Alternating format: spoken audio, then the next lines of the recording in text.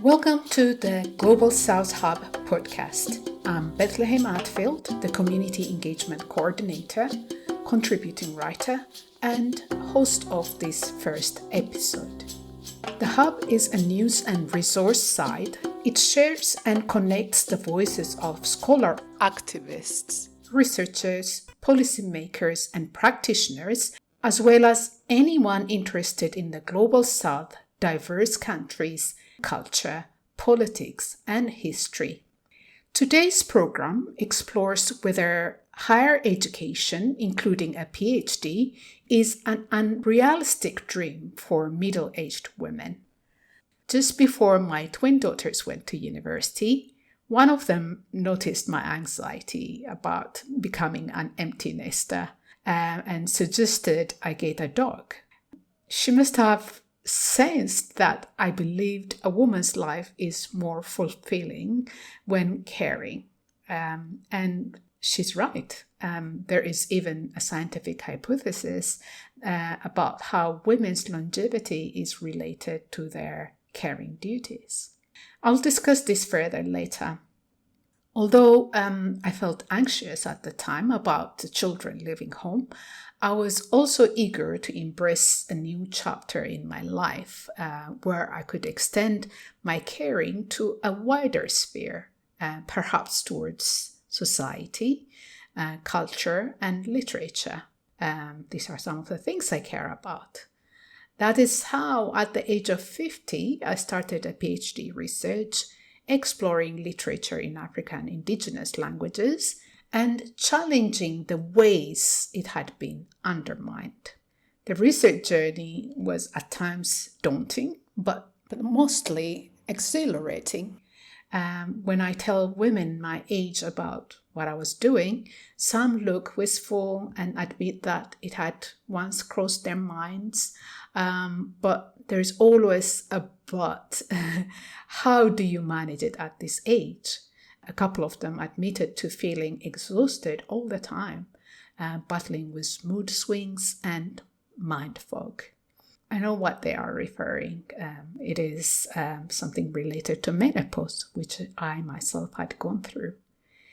Having completed my PhD this summer, I'm delighted to invite Anni Domingo, a PhD candidate at King's College, to join me in sharing our journeys, debunking common myths about aging, and exploring what pursuing a PhD truly means for middle-aged women. Anni and I have a lot in common. We're both African origin British women. We both have 3 children, and we each began our PhDs later in life. Anni, thank you for agreeing to appear on the inaugural episode of the Global South Hub podcast. More than welcome. Thank you for asking me. I'm impressed with your remarkable life journey. Could you please give a short summary of your background for our audience? Okay, so I'm born in England, but my parents were from Sierra Leone, went to Sierra Leone, and I went to school there. And then came back 1967 to go to drama college. And drama was always something I wanted to do, although my father wasn't overly pleased. But my parents were semi-professional ballroom dancers in England during the war. And then when they went back to Sierra Leone, they had their own radio program, which I started working on from the age of about 6, and then on television ballroom dancing program. So it's always been there. But at the same time, I'm from Africa. My father did not think that doing drama was the best job prospect for his daughter. So eventually I was able to persuade him to go to drama college because I could do a teaching degree. And he said, as well as an acting degree, you could do a teaching degree, which he felt was a good idea then, that I had something to fall back on. But he always wanted me to go to university and get a degree in something else. So, of course, I did not. However, it was always at the back of my mind. I had the abilities, just that I did not want to do it. And then in my 50s, when I was coming up for 50, I decided that I was going to do something new every year from the age of 50. It didn't matter what it was, whether it's big or small. And that's when I started on Open University, just taking odd programs, just to keep myself going. I was then working as an actress still and writing. And I was also a magistrate and working with adoption and all sorts of different things. So this was where I could use my brain. Right. And after a few months, one of the tutors said, you're more than halfway towards a degree. I had not starting to have a degree. But that spurred me on. If I'm doing it, I might as well have an aim. So I did that, and I got my BA honors in English literature. Although at the start I was looking at law because I was a magistrate. But I went into literature, and I was enjoying it so much that as I was ending the literature, I started another course. So I started doing another BA in history. In my 60s, I decided to go to Anglia Ruskin University in Cambridge, because I live near Cambridge, and did my master's. And then I took a break. So all the time, this was going on in conjunction with acting and writing and directing. I wrote my first novel, which came out in 2021, 22. And I'd always intended to write a sequel to it. And it was in that process that somebody sort of started talking to me about doing a PhD as a practice-based one, because I was talking about the research that I was doing. And so I applied and got a scholarship to go to King's College, London, to do my PhD, but as a practice-based one. So part of it is writing the novel, and then I write a thesis on doing all the research and how that influenced my writing and so on. So that's how I got into doing a PhD. I never started out doing any of these degrees looking for a degree. It was purely from interest and because I wanted to learn. And I'm always eager to learn. And I don't think that learning stops. Brilliant. So how long have you done it now, the PhD? I'm in my final year. I have to submit 2026, and I'm beginning to panic.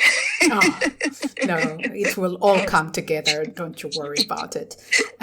So you're writing the theoretical aspect as well as the practical. Yes. Okay. Yes. So the PhD is divided into two. The slightly larger part is the novel, because you have to have a good sized novel, and then I'm doing the thesis part, the exegesis, which is talking about Black Victorians and archiving and all of that. Excellent. And have you found a publisher already for the novel part? Well, I've got the publishers who published my first novel who are eagerly waiting this one. Oh, yes. Brilliant. So I've got a publisher. Yeah. I was going to ask you how you decided to do a PhD, so like kind of rather late, like I did in your life, but you've already answered it. It just came about as part of what you did. It came about. Yes. I must say that I had the example of my mother, who, when she had 4 small children, left to go to England to study. And when I was doing my drama degree in the 70s, late 60s, 70s, she came to England, and she was at Oxford doing a degree, whilst I was at a university as well. Excellent. Around what age was she doing her degree? She would have been in her 50s then. Okay.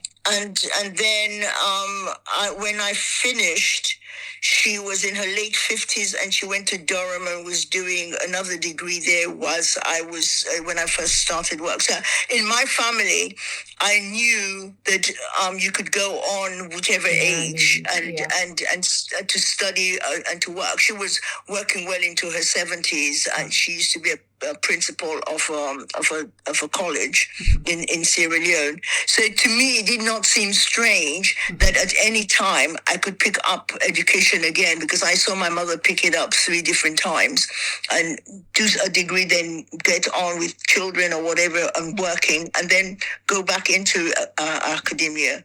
So that did not frighten me or seem strange to me. Have you faced any challenges in your research journey, particularly related to your age?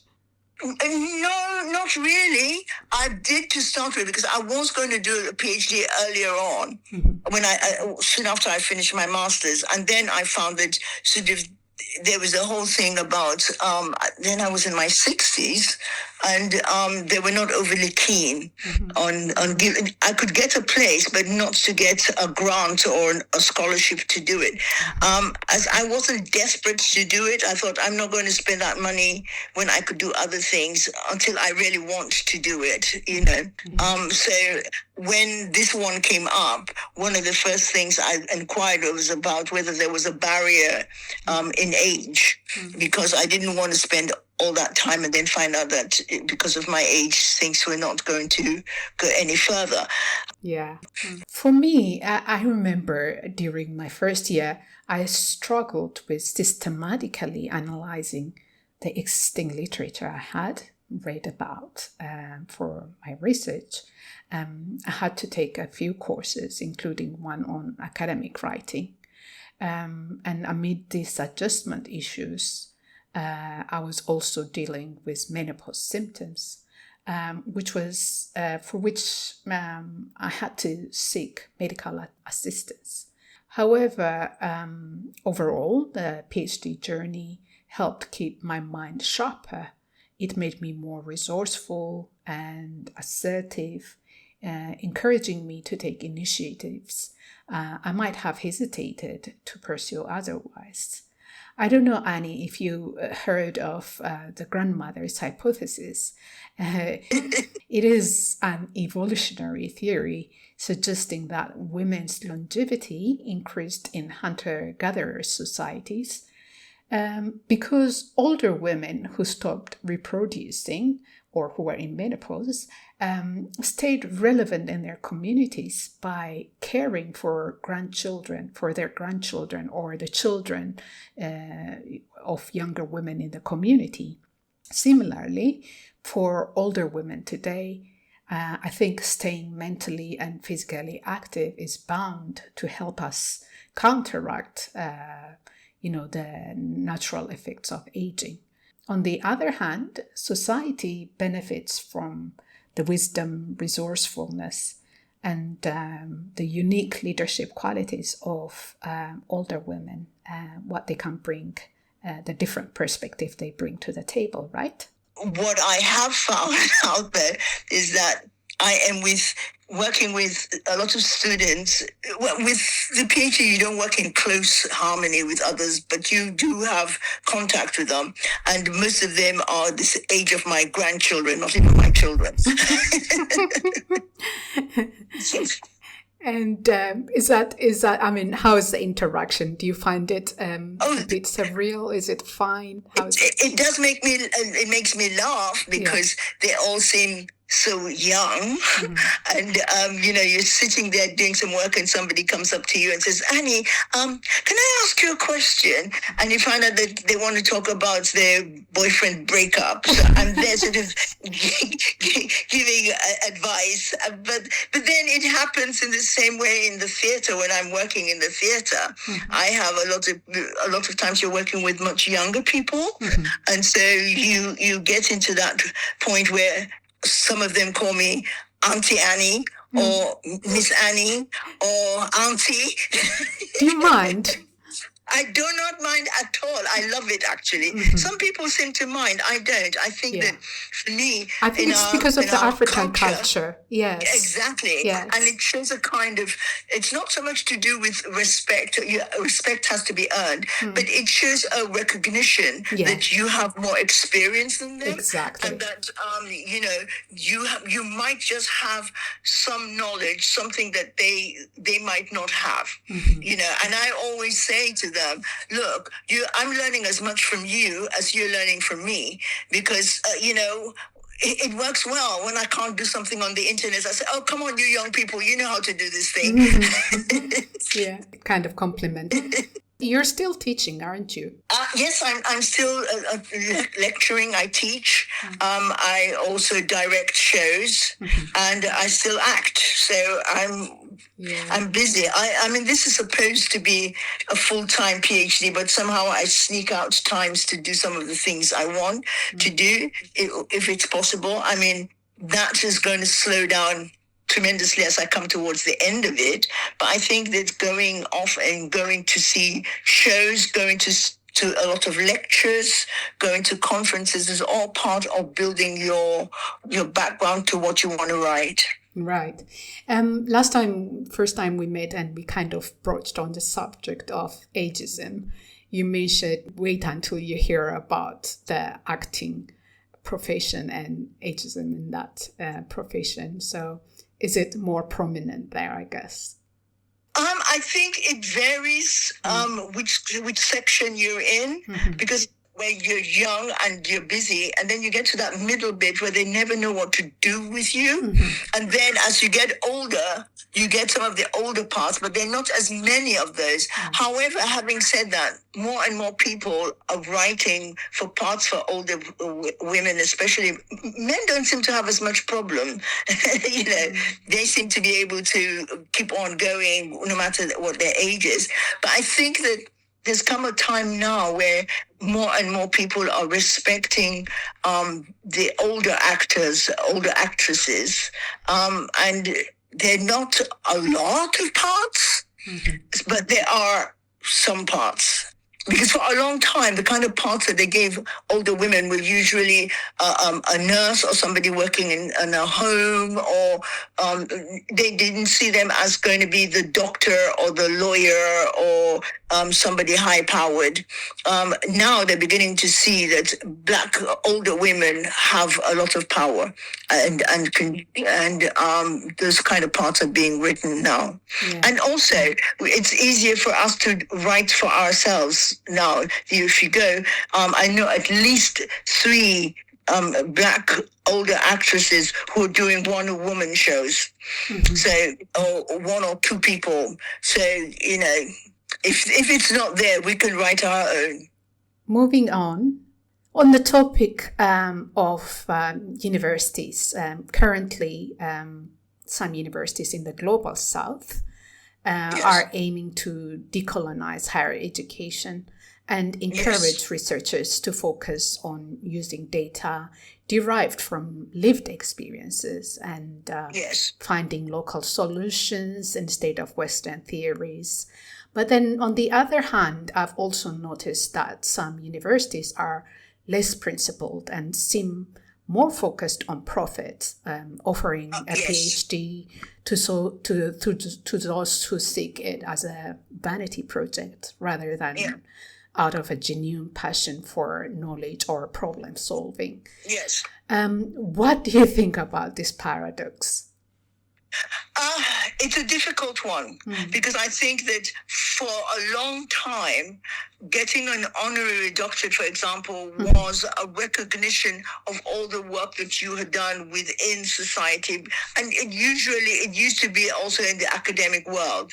Now it seems like you have a doctorate, especially the honorary doctorates, for a wider base variety of things, which is sort of good, but I never know exactly what they have put into society, as it were.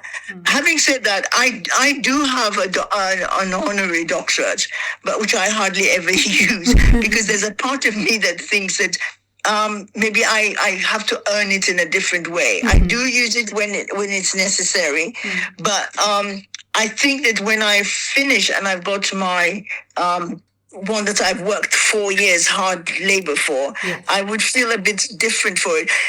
I'm not saying the honorary doctor doesn't mean that people haven't worked for it. It's just that you don't necessarily, it's not in a package where you could go and say, okay, this is it. Whereas if you've done it in the university, you have your papers, you have the work that people could go and have a look at and read. I think that the honorary doctorate is usually more spread out, that you have to, only people who maybe really know them will know what they've been doing, you know? Yeah. And I think that in a way, that's unfair on both sides, because the people who have honorary doctorates have been working, but for a much longer time in a variety of things that we don't necessarily can see what it is in one package. Yeah. So it works both ways. I mean, I don't denigrate people having an honorary doctorate. I just think that the people who are giving them the doctorate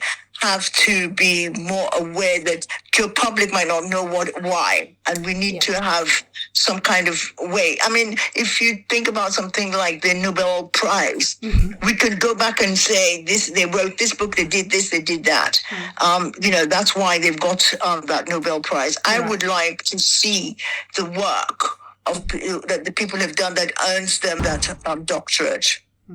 But on the other hand, when you do a PhD and you finish, a lot of the things that you've written about is not seen by Joe public. As well, yes. So it goes by the work that you've done, but what they know is that somebody has seen that work. So it works both ways, I think that anybody who gets an honorary doctorate has worked hard in different ways.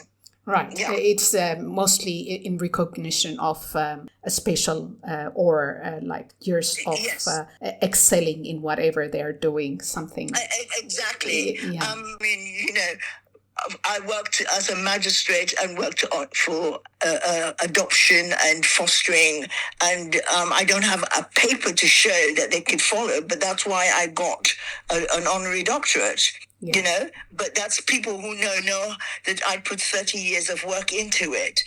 Yes, it's earned. But there's also a trend as in some Asian countries and in Africa where now that's a different that's a different ball game. Yes. They use money to be honest, even in this country, I can see that some people get into the universities or whatever, not necessarily get the degrees because of monetary restrictions. They overseas student can pay a lot more than a homegrown student, and a lot of universities are struggling at the moment because since the pandemic, a lot of overseas students haven't come back as much as they were before in some cases. So, you can look at some of the people that enter into universities and go, what are they doing here? But yes. So not all universities, even in England, are scrupulous in their entry requirements. Yeah. So what advice do you have for older women who feel like it's too late to pursue a higher education, and particularly if it's something related to middle age health crisis like menopause, or about funding, people who are struggling to get funding? Those are two different things because younger people also can be struggling with funding. Yes. I think that the first thing is to have a desire to want to do it. It's not going to be easy. So it's not like when you're younger, it's a trajectory into your work. Are you doing this to get work, or are you doing this because you want to do this for yourself? I'm doing it for myself. I'm not doing it without thinking that if I get this grade or if I do this, I can get a better job. So that's the first thing. Right. Why are you doing it? Yes. The second thing is choose wisely what subject you're doing. how you're doing it, because it is very difficult, and you have to be able to still be loving doing it. Yeah, you have to be passionate about what. Otherwise, you will burn out. Mm-hmm. And the third thing is that choose the university or where you're going with care. Look at the subject matter. Look at whether it fits in with what you want to do. Not just because, it's the nearest university that I can get to because I can get home or whatever. So there are those things. But for me, I say that it is possible for anyone to do it. Because if that's what you want to do. You could be in your 80s and still be doing it, provided your mind is still working. I mean, your physical body might be breaking down. You might have to be in a wheelchair. You're walking is hard, or you can't see, or whatever. They're all ways of being able to cope with that. Right. What you can't cope with to do a degree like that is if you can't use your brain, if you have memory problems, or your brain, your mind has to be agile to do it. Yeah. So when we talk about age, it's not necessarily because you are getting older and you've got aches and pains or something more serious that you can't do it, because there are ways that the universities will help you if there is some kind of a disability, especially if it's disability for age or something. They have things they can do. What they cannot do is if your brain cannot keep the information or do the work. So you also have to think sometimes about your family circumstances. Mm-hmm. How much can you manage? How much help can you have? I was lucky and unlucky when I was doing my master's. Both my husband and my son fell ill more or less at the same time, and ended up both of them in wheelchairs. And I was teaching and doing my master's and being a carer for two people in wheelchairs. And it was hard. But in fact, working on my master's was my saving grace, because that was the only time when I could just think for myself and keep calm. So if something is going wrong in your domestic life, just see where you can put in help to make you still be able to do it, and don't say, this has happened and that's happened, therefore I cannot do it. There's always ways around it. Yeah, thanks for sharing about that. But in your experience, when you were applying for funding, age was not an issue. No.